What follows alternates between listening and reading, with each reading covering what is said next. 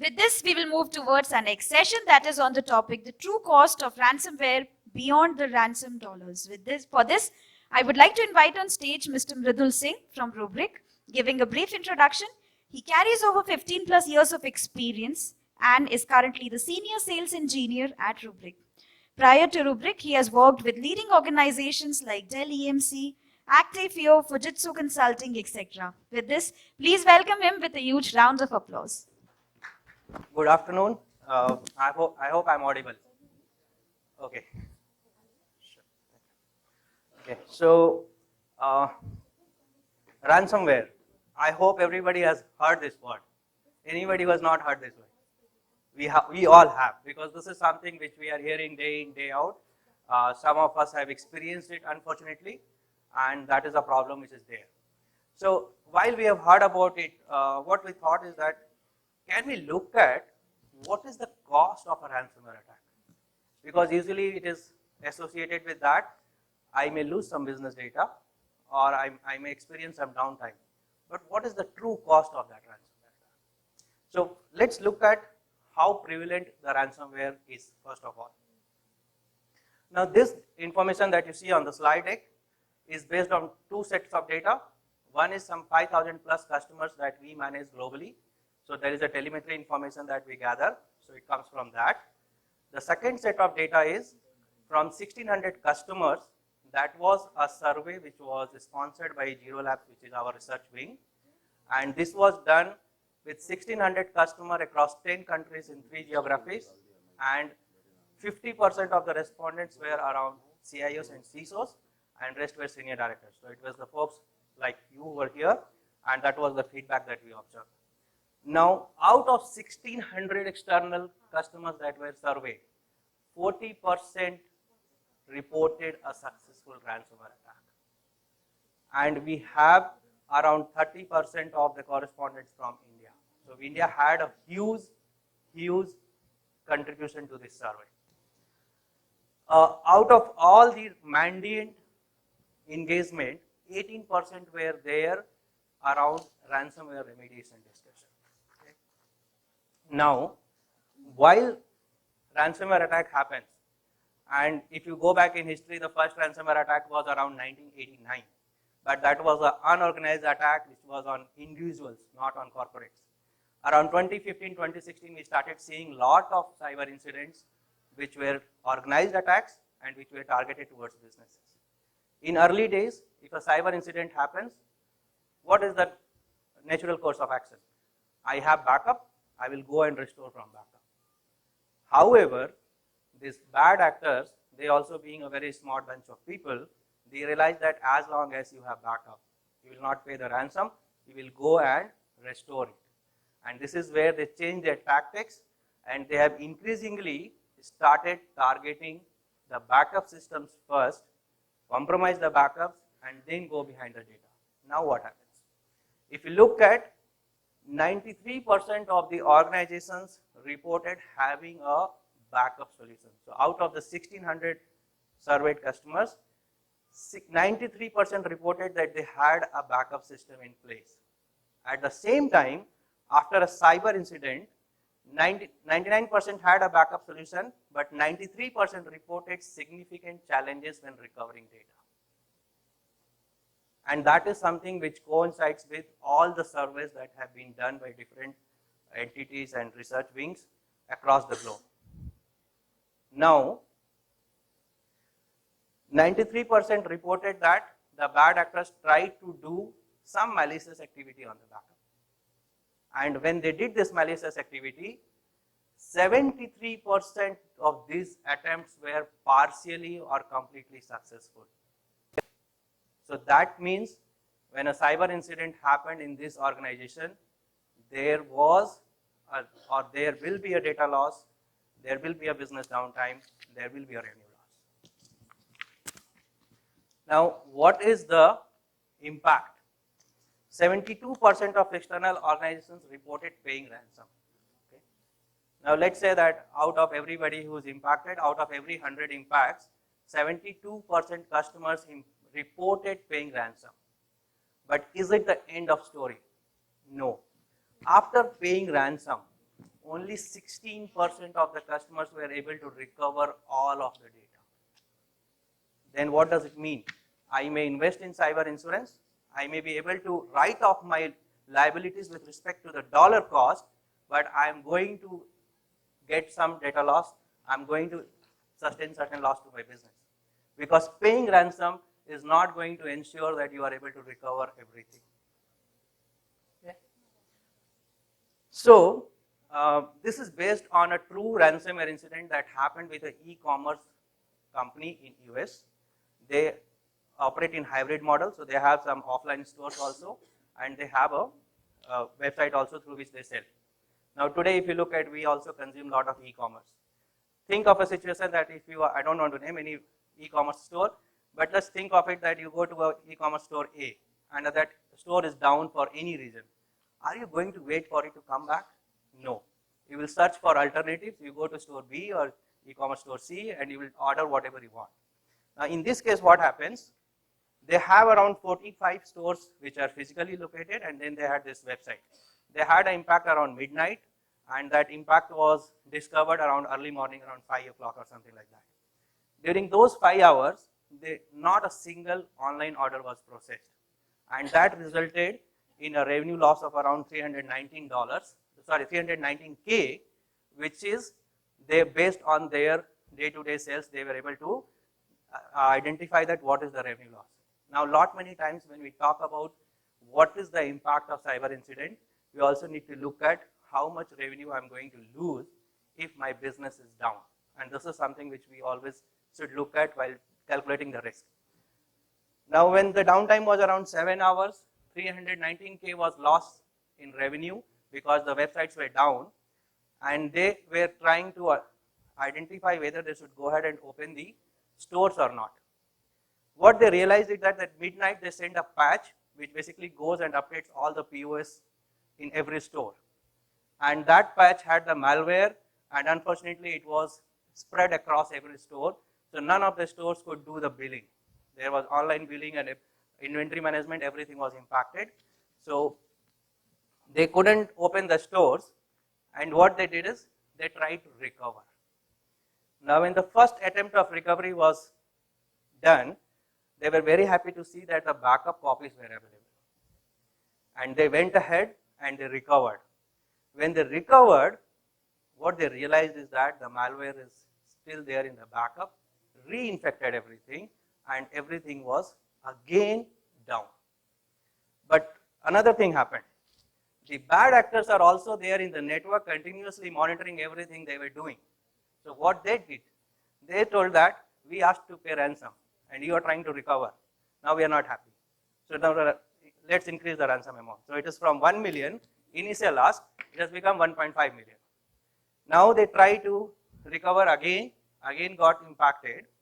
At the same time, now because the cyber incident has happened and everything is down, it's not only IT problem. So legal, business, everybody is involved. Now they realize that they do a lot of business in Europe. So they sell a lot of their products through their website to European customers. And then somebody pointed out that we have to comply to GDPR. Then they had to go and look into that, is there any information that has been compromised or the hackers have got, which is making us non-comply to GDPR. Then their legal came in saying that we don't have that visibility. So what is the potential impact? 4% of the annual revenue. Now when they started looking at all of this, they had a total impact of around 50 plus million, but for the course of time, which was around 57 days or something like that, they had per day 2.74 million revenue loss. Obviously, a lot of leadership had to go because of the incident, but what was the overall realization is that it was not only that 1 million impact that the ransomware hackers asked for. Apart from the ransom money that you are going to pay, your revenue loss, your loss to business reputation, your compliance and regulations, all of it comes into play. And when you put it all together, that is how the true cost of ransomware comes. And if you look at today for India, with the DPDP coming in, now there is there is an ask from government that we have to comply to certain regulations, and there is a very steep penalty. It starts from 10 CR and goes all the way up to 250 CR. So this is something which is very, very important to ensure that we have the tools and techniques and processes in place to ensure that we are able to protect. Now, if we look at all this data, if I have to summarize it, this is the harsh truth. We may have n number of tools and processes in place, starting from your perimeter up to endpoint, but the bad actors are finding a way to go and penetrate. It could be a process error, it could be a human error, it could be something vulnerability in the overall supply chain, but they are continuously trying to find a weak link and they are going to exploit it. And once they are able to exploit, what they are going behind? They are going behind the data. That is the core asset today. And today, no matter how much we do, they will find a way. This is what the harsh truth is. It's not about if, may, maybe not. It's about they will find a way. And when they find a way, they are going to do this now. They are going behind the backup copies, destroy the backups, and then go behind data. And even now, if you look at, there was double extortion attack, now triple extortion attack. So they are not only encrypting data and asking for ransom, but take a copy of the data, then send a ransom note saying that now I have got your data, and I have also encrypted it. Now you don't pay me the ransom, then you see what I am going to do. So how do we protect from all of this? And most importantly, when such incident happens, a regular backup and recovery practice cannot be said that it is equivalent to a cyber recovery practice. What happens in a day in, day out backup and recovery use case? As a user, I go to the IT team saying that, or the backup team saying that my so and so file or database or server has been deleted, you please restore it. The backup team, what it says that, okay fine, I have the backup catalog available, I have all the backup copies available, you want this copy, I'll take it from the backup, I'll restore it back. But if a cyber incident happens, what is the flow? First of all, backups, if you remember the previous slide, the backups themselves are compromised. So I don't have anything to recover from. Then, how do I get to know what is that I need to recover?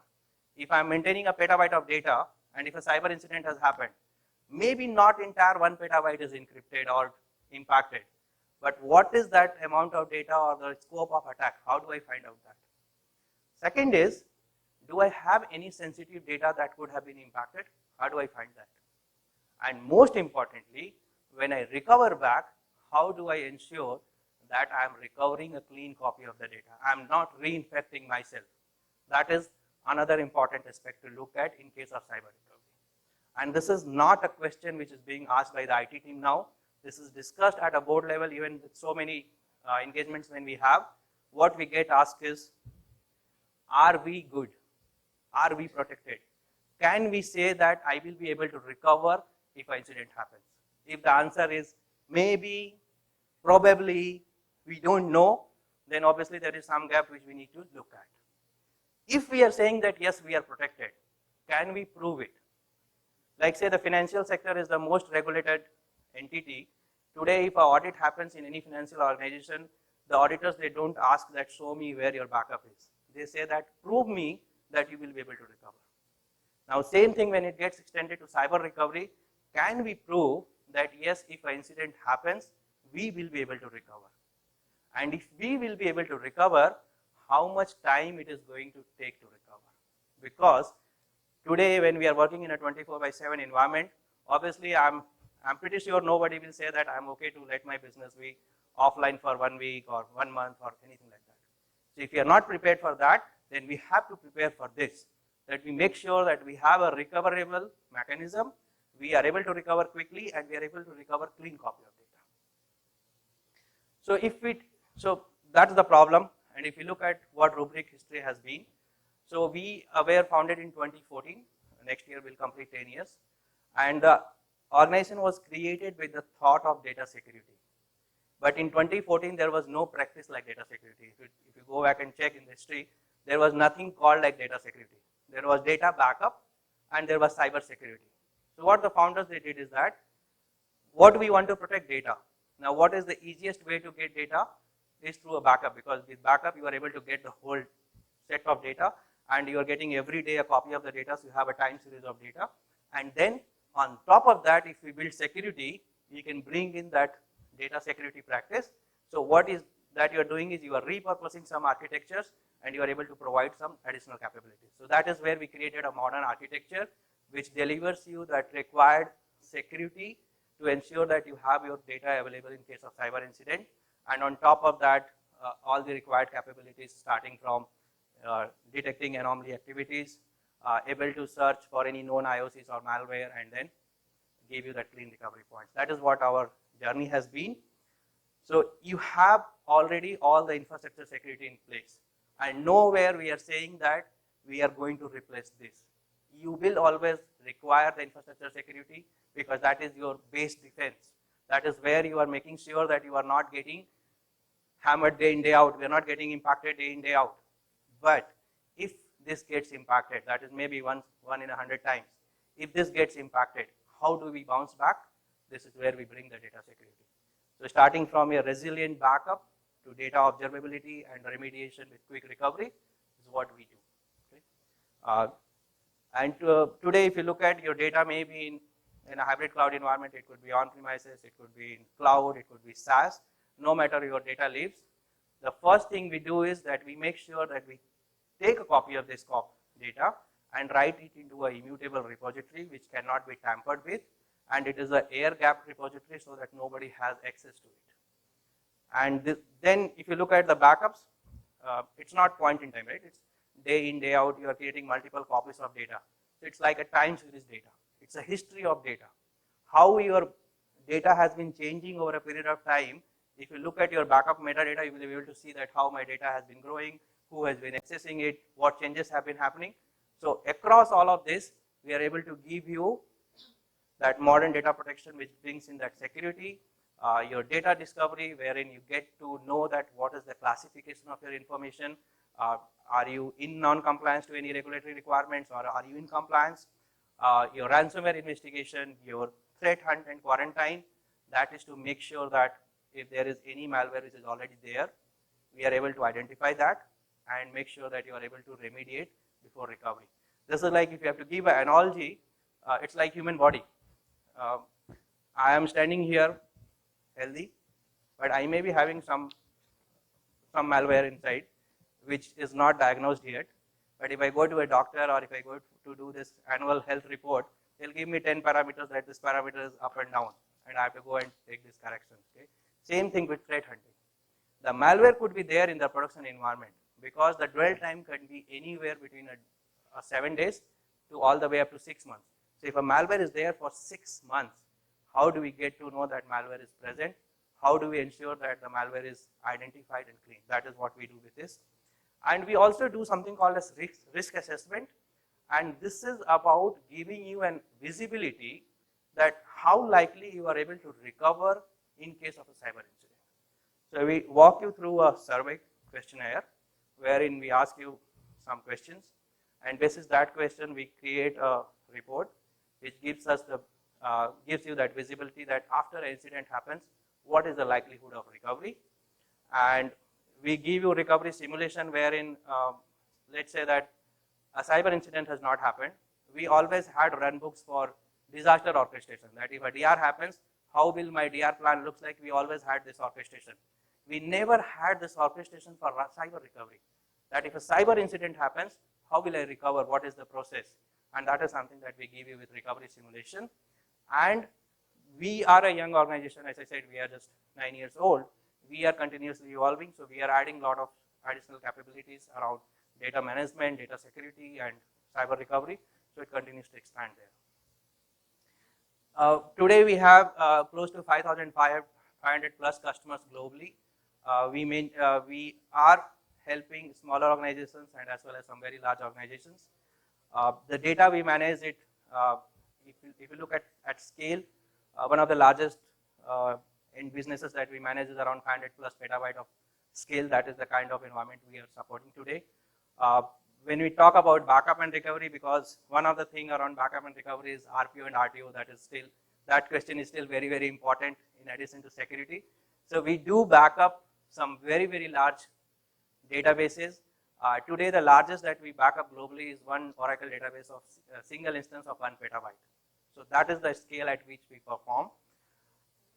In order to assist our customers in recovering from cyber incidents, okay, we have, one is that we came up with the concept of ransomware warranty.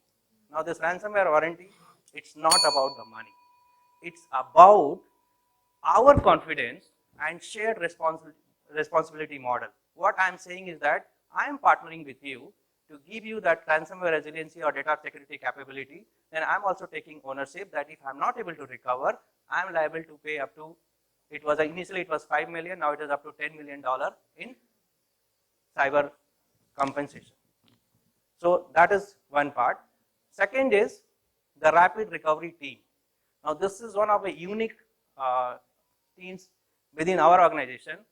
Their sole job is to help customers recover data in case of cyber incident. They have been assisting our customers globally.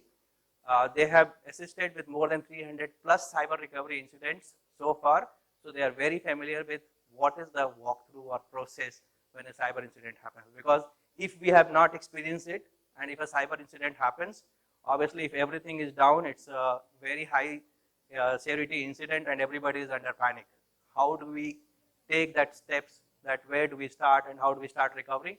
So this team is something which basically helps our customers to go through that. And the Rubrik Zero Lab it's our research wing, and basically their charter is to give and identify actionable, vendor agnostic insights into how to reduce data security risk. So this is what we put all together to make sure that our customers are able to recover with confidence and recover clean copy of data in case of cyber incident. So that is all I had to share. Thank you so much. If there are any questions, we can certainly take. Great. Thank you. Thank you so much, sir.